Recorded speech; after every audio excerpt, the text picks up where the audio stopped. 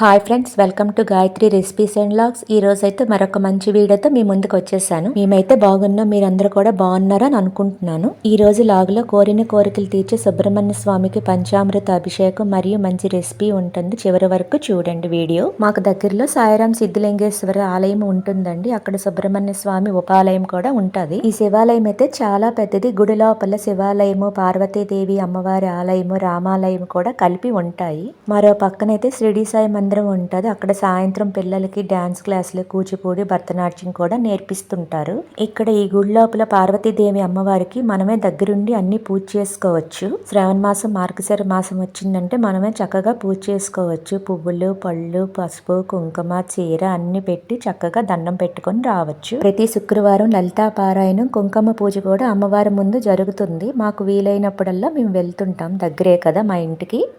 ఇంకా గుడి ఆవరణలోకి వచ్చామంటే ఒక పక్కన ఆంజనేయ స్వామి గుడి ఉంటుంది, ఇంకొక పక్కన సాయిరాం ధోని కూడా ఉంటుంది. సుబ్రహ్మణ్య స్వామికి పంచామృత అభిషేకం మంగళవారం చేస్తే చాలా మంచిది కదా. మాకు వీలైనప్పుడల్లా మేము చేస్తూ ఉంటాము.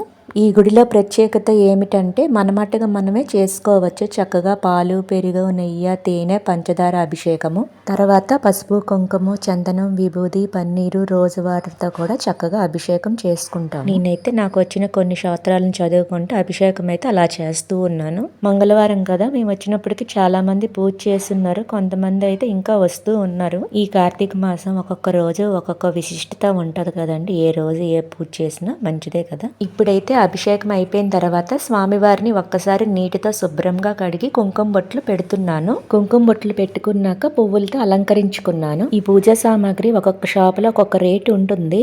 ఈ కార్తీక మాసంలో అయితే మరీ రేట్లు చెప్తారు. మనకు అవసరం కాబట్టి పూజా సామాగ్రి ఎంత రేట్ అయినా తీసుకుంటాం కదా. ఇప్పుడైతే తమలపాకు, ఒక్క అరటిపళ్ళు తాంబూలంగా పెట్టుకొని కొబ్బరికాయ కొట్టుకొని స్వామివారి మీద ఆ కొబ్బరి నీళ్ళు కూడా వేసుకొని దండం పెట్టుకున్నాను. ఈ కొబ్బరికాయ పెద్దదవడం, చాలా ఎక్కువ నీళ్ళు కూడా ఉన్నాయి కొబ్బరికాయలో. ఈ గుడిలో అయితే చాలా ఎక్కువ టైం ప్రశాంతంగా పూజ చేసుకోవచ్చు. ముందుగా నూనె దీపం ఏకవత్తి పెట్టుకొని తర్వాత 2 దీపాలు అయితే వెలిగించుకుంటున్నాను పూజ అంతా అయిన తర్వాత.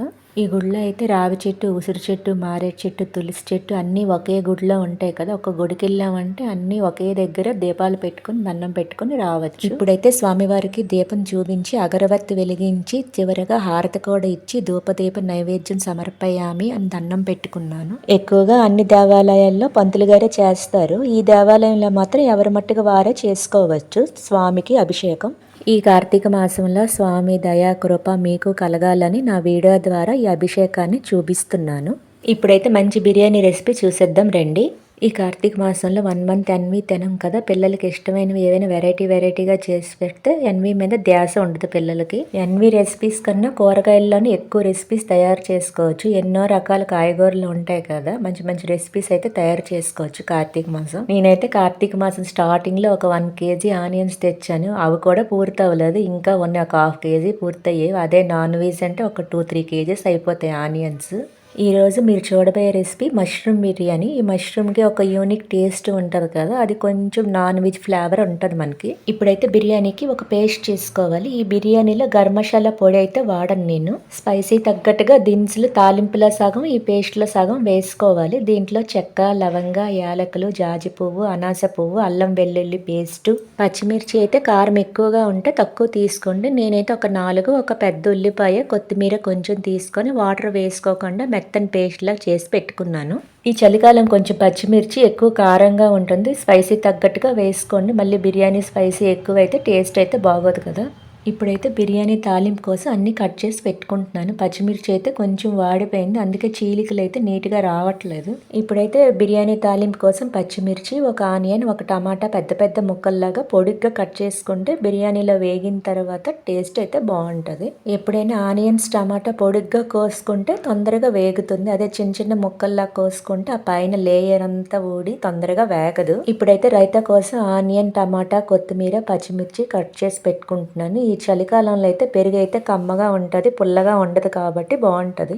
రైతా అయితే ముందు నుంచి చేసుకుంటే ఉల్లిపాయలు, టమాటా ఊరి మెత్తగా ఉండి రైతా తినేటప్పుడు మనకి బిర్యానీతో టేస్టీగా ఉంటుంది. నాకైతే ఏ బిర్యానీ చేసినా రైతా అయితే కంపల్సరీగా ఉండాలి. మా పాపకు కూడా రైతా అంటే చాలా ఇష్టం. బిర్యానీ తినేటప్పుడు మధ్య మధ్యలో ఆ మసాలా ఫ్లేవర్తో ఈ చిల్డ్ రైతా తింటే సూపర్గా ఉంటుంది కదా.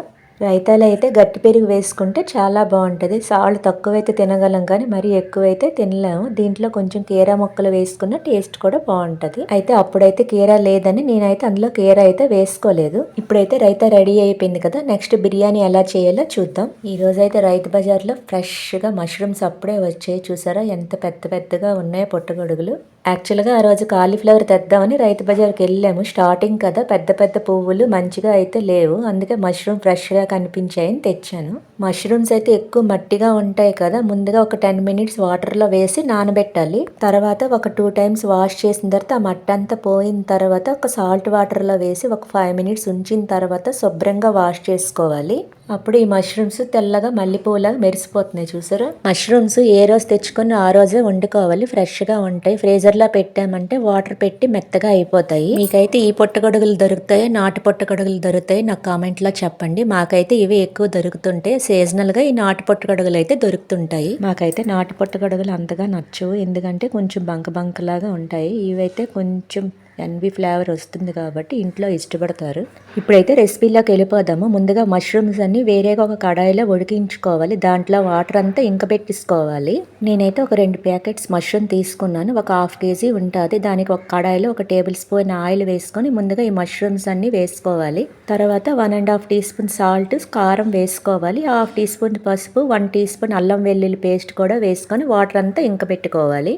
ఎప్పుడైనా మష్రూమ్ బిర్యానీ చేసేటప్పుడు ముందు మష్రూమ్లో ఉన్న వాటర్ అంతా ఇంకా పెట్టుకుంటే రైస్ అనేది ముద్దగా లేకుండా పొడిగా వస్తుంది. 1/2 కేజీ మష్రూమ్ తీసుకున్నాను కదా, 1/2 కేజీ రైస్ తీసుకోవాలి. రైస్ అనేది ఒక 2 అవర్స్ ముందైతే నానబెట్టుకున్నాను శుభ్రంగా వాష్ చేసుకుని. నేనైతే నార్మల్ రైసే తీసుకున్నాను. 1 గ్లాస్ రైస్కి 2 గ్లాస్ వాటర్ వేసుకుంటే సరిపోతుంది. బిర్యానీ పొడిలాడుతూ వస్తుంది. ముందుగా మసాలా పేస్ట్లు, మసాలా దినుసులు సగం వేసుకున్నాం కదా, ఇప్పుడు తాలింపులో సగం వేసుకోవాలి. 1/2 కేజీ రైస్కి అన్నీ ఒక 8 తీసుకుంటే సరిపోతుంది దినుసులు. ఇప్పుడైతే ఒక వెడల్పాటి కడాయి తీసుకోవాలి. బిర్యానీకి కొంచెం వెడల్పాటి కడాయి తీసుకుంటే రైస్ ఉడికేటప్పుడు బాగుంటుంది. నూనె కొంచెం వేడెక్కిన తర్వాత 1/2 టీ స్పూన్ పంచదార వేసుకోవాలి. ఎప్పుడైనా బిర్యానీలో కొంచెం పంచదార వేసుకుంటే ఆ ఘాటు తగ్గి కమ్మదనం వస్తుంది. తర్వాత జాపత్రాకు 2, 4 యాలకులు, 4 లవంగాలు, జాజి పువ్వు, అనాస పువ్వు, దాల్చిన చెక్క, చిన్న ముక్క వేసుకోవాలి. అవి కొంచెం వేగిన తర్వాత ఒక పెద్ద సైజు టమాటా, ఒక పెద్ద సైజు ఆనియన్ కూడా పొడిగా కోసుకొని, ఒక 4 పచ్చిమిర్చి కూడా వేసుకొని అన్నీ మూత పెట్టి వేగించుకోవాలి. ఇప్పుడైతే ఒక 10 జీడిపప్పు పలుకులు కూడా వేసుకోవాలి. తర్వాత మనం ముందుగా చేసుకున్న మసాలా పేస్ట్ కూడా వేసుకొని ఒక 5 మినిట్స్ వేపుకుంటే సరిపోతుంది. ఇప్పుడైతే వాటర్ అంతా డ్రైన్ చేసి రైస్ అంతా వేసుకోవాలి. గ్యాస్ సిమ్లో పెట్టుకొని జాగ్రత్తగా కలుపుకోవాలి. రైస్ వెరక్కుండా ఉంటే పొడిలాడుతుంది రైసు. నేనైతే ఒక 2 గ్లాస్ బియ్యం తీసుకున్నాను కదా, 4 గ్లాస్ వాటర్ వేసుకున్నాను. ఒక 2 టీ స్పూన్ సాల్ట్ వేసుకొని బాగా మిక్స్ చేసుకోవాలి. వాటర్ కొంచెం బాయిల్ అవుతున్న టైంలో మనం కసూరి మేతి నలిపి వేసుకోవాలి. ఎప్పుడైనా బిర్యానీ రైస్లో కసూరి మేతి వేసుకుంటే ఫ్లేవర్ చాలా టేస్టీగా ఉంటుంది. ఇప్పుడు చివరగా ఒక 1/2 టీ స్పూన్ కారం వేసుకోవాలి. కారం వేసుకుంటే బిర్యానీ కలర్ అయితే మంచి కలర్ వస్తుంది. వాటర్ బాగా బాయిల్ అయినప్పుడు మూత పెట్టుకొని మీడియం గ్యాస్లో పెట్టుకుంటే ఒక 15 మినిట్స్లో రైస్ అయితే మనకు ఉడికిపోతుంది. ఇప్పుడు రైస్ అయితే ఒక 80% ఉడికింది కదా, ఈ టైంలో స్పైసీ తగ్గిన, సాల్ట్ తగ్గిన మనం వేసుకోవచ్చు. చూసి వేసుకుంటే సరిపోతుంది. తర్వాత మనం ముందుగా మగ్గించుకున్న మష్రూమ్ అంతా ఆ రైస్ మీద లేయర్ లాగా వేసుకోవాలి. ఇప్పుడైతే గ్యాస్ సిమ్లో పెట్టుకొని 10 మినిట్స్ ఉంచుకోవాలి. అప్పుడైతే మనకు బిర్యానీ బాగా మగ్గుతుంది. ఇప్పుడైతే మష్రూమ్ రైస్ అంతా బాగా మిక్స్ చేసుకున్నాక చివరగా నిమ్మకాయ, కొత్తిమీర వేసుకొని కూడా మిక్స్ చేసుకొని గ్యాస్ ఆఫ్ చేసుకోవాలి. అప్పుడే బిర్యానీకి ఫ్లేవర్ అంతా పడుతుంది. తర్వాత రైతాతో సర్వ్ చేసుకోవడమే. బిర్యానీ చూస్తుంటే మీకు తినాలనిపిస్తుంది కదా, అందరూ ఈ రెసిపీ ట్రై చేయండి. ఈ వీడియో నచ్చితే లైక్ చేయండి, సబ్స్క్రైబ్ చేయండి, కామెంట్ చేయండి, షేర్ చేయండి.